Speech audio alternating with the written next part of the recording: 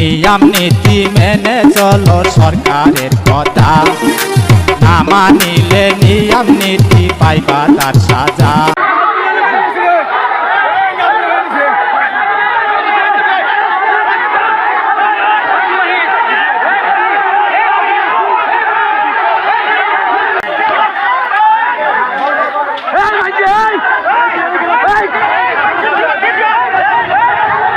আমার বাড়ি কিনা করছে, আমার ভাই, আমার ভাই, আমার দুটা ছোট ছোট ভাই বোন, আমার দুটা ছোট ছোট বোন, দুদিন পর খাইতে পারে।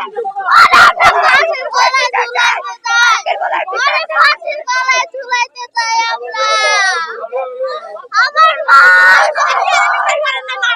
আমরা সবাইকে বিচার চাই, সবাইকে বিচার চাই।